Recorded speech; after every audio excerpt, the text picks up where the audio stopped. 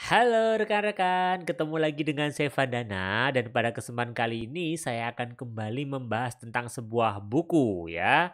Dan bukunya akan saya review kali ini menarik sekali dan kalau teman-teman melihat dari judulnya mungkin sudah mulai bisa membayangkan ya bahwa mungkin buku ini kayaknya ada hubungannya dengan bagaimana kita mengelola waktu karena judul bukunya adalah When. Nah, tapi dalam sesi kali ini, dalam kesempatan review buku kali ini kita nggak hanya akan membahas tentang kaitannya dengan mengelola waktu. Gimana sih cara mengelola waktu, kita nggak hanya akan bahas itu. Tapi kita akan belajar lebih dalam, kita akan ulik-ulik lagi tentang waktu itu sendiri. Mulai nanti kita akan belajar tentang sejarah waktu, hingga nantinya kita juga akan belajar gimana sih caranya dan kapan tepatnya atau kapan waktu yang tepat untuk kita bisa melakukan sesuatu. Nah, untuk itu nggak usah berpanjang-panjang dan berlama-lama lagi. Yuk, sekarang kita bahas tentang bukunya ya. Buku ini ditulis oleh Daniel Pink. Bagi rekan-rekan yang mungkin sudah sering membaca buku-buku pengembangan diri gitu ya, beliau ini adalah penulis yang cukup aktif gitu ya dan juga cukup produktif dalam membuat karya. Yang ini dalam hal ini ya berupa buku. Beberapa judul buku yang terkenal dan dia tulis seperti misalkan Drive, To Sell is a Human, dan A Whole New Mind. Jadi ini adalah buku-buku kaitannya dengan pengembangan diri yang menarik banget dan teman-teman kayaknya juga perlu simak tuh. Nah, memang buku-buku yang telah dia tulis ini banyak diterjemahkan ke dalam puluhan bahasa, bahkan ada 30 bahasa gitu ya yang tercatat dan sudah termasuk sebagai buku terlaris versi New York Times. Saat ini Daniel Pink tinggal bersama keluarganya di Washington DC. Mungkin rekan-rekan sampai sini juga sudah mulai penasaran, sebenarnya ini buku tentang apa sih? Kenapa namanya When gitu ya? Nah, sebenarnya seperti yang tadi sempat saya singgung di awal ketika membuka sesi kali ini adalah buku ini memang buku tentang waktu. Dan kita semua sepakat bahwa memang waktu itu segalanya gitu loh. Kita nggak akan bisa sukses, kita nggak akan bisa berhasil melakukan sesuatu kalau kita tidak benar atau tidak tepat dalam memaksimalkan waktu.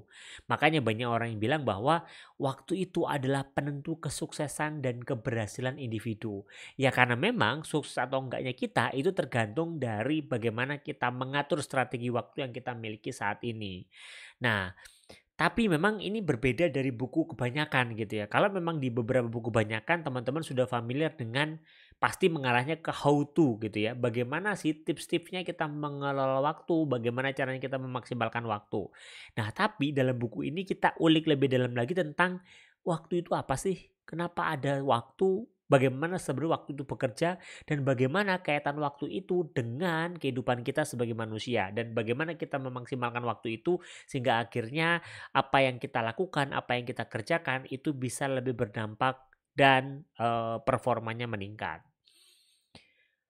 Ya, memang kalau kita bahas kaitannya dengan waktu, saya harus mengakui sudah banyak sekali buku-buku tentang waktu yang beredar di pasaran. Karena memang ya setiap orang tuh pasti punya waktu ya, nggak ada orang yang nggak punya waktu. Semua orang itu selalu berhubungan dengan waktu, bahkan kehidupan tuh selalu menghadapkan diri kita itu pada banyak keputusan tentang waktu. Seperti kapan sih tepatnya kita ganti pekerjaan, kapan kita menyampaikan kabar buruk, kapan kita membuat jadwal pelatihan, dan banyak lagi kapan-kapan yang lainnya. Seakan-akan kita itu diprogram untuk bisa mengelola dan mengatur waktu yang itu kemudian membuat jadwal atas diri kita sendiri. Nah, akhirnya keputusan-keputusan tentang kapan yang tepat untuk melakukan sesuatu ini akhirnya berdasarkan intuisi ataupun prediksi kita. Ya karena memang kita kan nggak bisa memprediksi di depan itu alokasi waktu yang tepat seperti apa, maka kita hanya kemudian, membuat dugaan saja. Nah, di buku ini dibahas menariknya adalah kaitannya dengan waktu itu adalah seni. Artinya seni itu bergantung pada orangnya, seni itu disesuaikan oleh kita dan setiap orang itu punya cara masing-masing dalam mengatur seninya dalam mengelola waktu. Makanya yang berarti kemudian yang penting adalah bukan caranya, karena caranya setiap orang punya stylenya. Bukan bagaimana melakukan sesuatu, karena setiap orang punya tekniknya masing-masing. Tapi kita harus paham dulu sebenarnya waktu itu apa sih sehingga akhirnya kita bisa bermain-main dengan waktu tersebut untuk meningkatkan kita punya output pekerjaan kita keseharian. Nah, kalau misalkan analoginya adalah di toko buku gitu, teman-teman seringkali menemukan buku-buku tentang how to berkeliaran tuh. Gimana caranya kita mengatur waktu, gimana caranya kita mengatur ini, bagaimana, gimana sebagainya. Nah, buku ini tidak membahas tentang how to sebenarnya, tapi lebih berfokus pada when to. Atau kapan sih tepatnya kita perlu melakukan sesuatu. Kapan sebenarnya kita perlu melakukan satu tindakan, satu pekerjaan, atau satu aktivitas yang biasanya kita lakukan. Nah, kita sudah sampai di gambaran isi bukunya. Secara umum, buku ini akan terdiri dari beberapa bagian, atau lebih tepatnya 3 bagian. Yang 3 bagian ini bisa memberikan gambaran dan pemahaman lebih jauh lagi tentang waktu itu sendiri. Seperti yang pertama adalah bagian 1 tentang hari. Nanti akan dibahas tentang hari. Bagian 2 tentang permulaan, akhir, dan diantaranya. Dan di bagian ketiga akan bahas tentang sinkronisasi dan berpikir. Nah, saat lagi yuk kita mulai bahas satu persatu apa sih di masing-masing bagian tersebut. Kita akan mulai di bagian pertama, yaitu hari. Di bagian ini memang akan dibahas tentang pola tersembunyi gitu ya, dari kehidupan yang kita jalani sehari-hari. Jadi ternyata dari kita menjalankan aktivitas sehari-hari itu sebenarnya ada pola yang perlu kita pahami, yang perlu kita sadari. Sayangnya banyak orang yang tidak menyadari bahwa manusia itu hidup itu ada pola sebenarnya kaitannya dengan penggunaan waktunya gitu ya. Dan ketika kita bisa memahami pola penggunaan manusia tersebut gitu ya, akhirnya kita bisa memaksimalkannya untuk meningkatkan kinerja kita. Karena kalau misalkan diambil contoh di buku ini dibahas tentang motivasi dan semangat orang-orang secara umum itu pada saat kapan.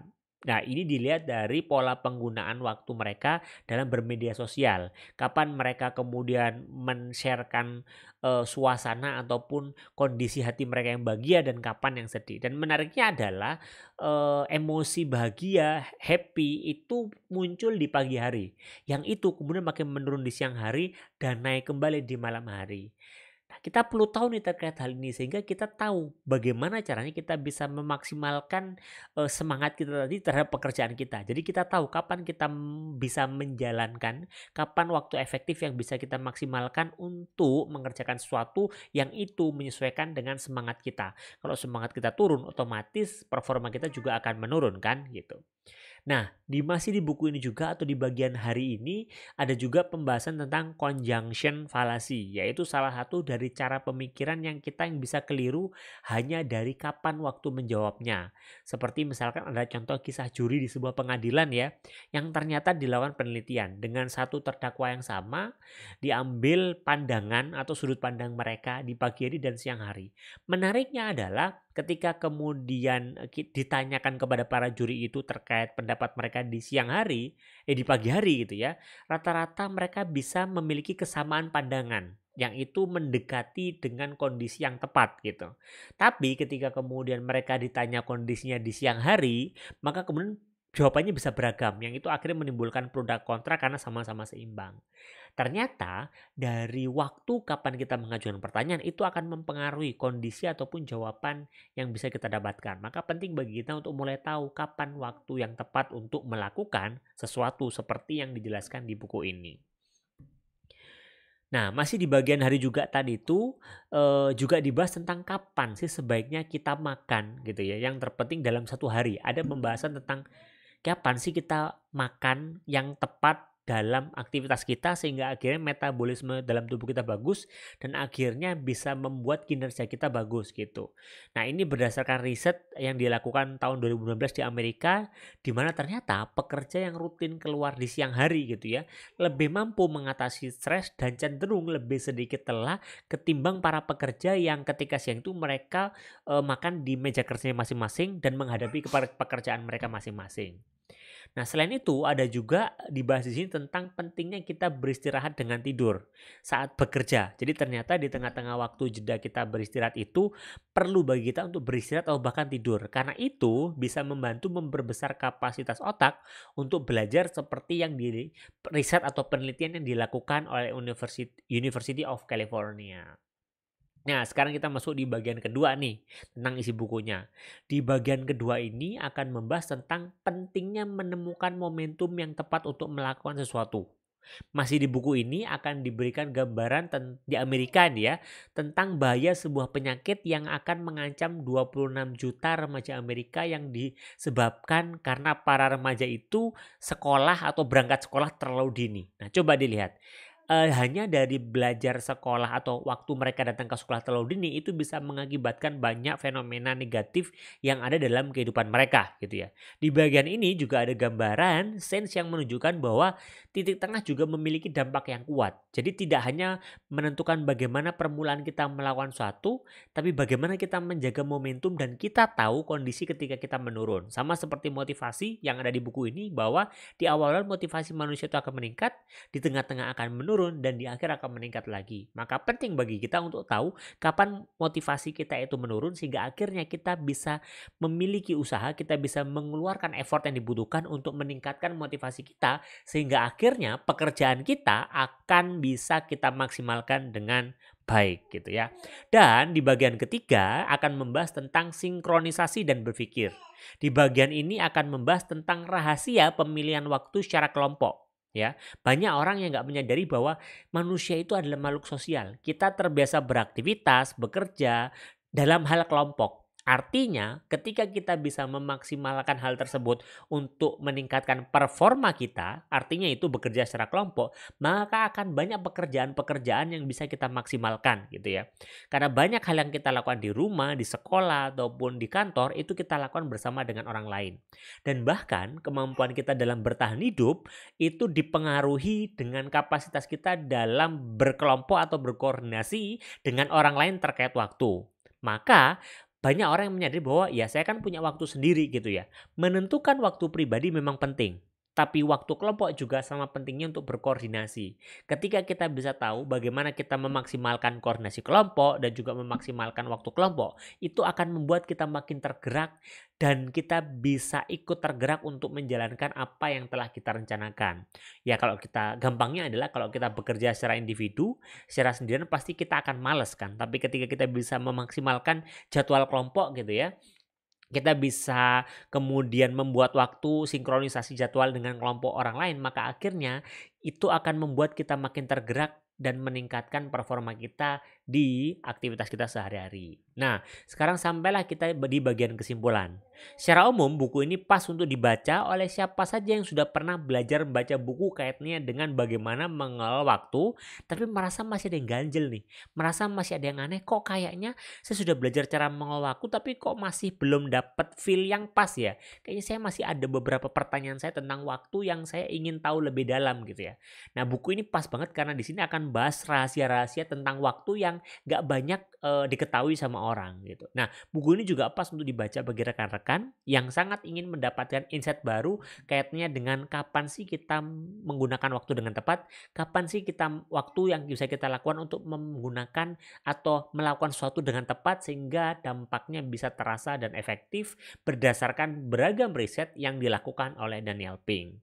Gitu rekan-rekan. Jadi silakan bagi rekan-rekan yang tertarik dengan bukunya cari di toko buku terdekat karena harusnya masih ada. Gitu. Mungkin itu rekan-rekan yang bisa saya bahas di review buku kali ini. Sampai ketemu di review buku selanjutnya.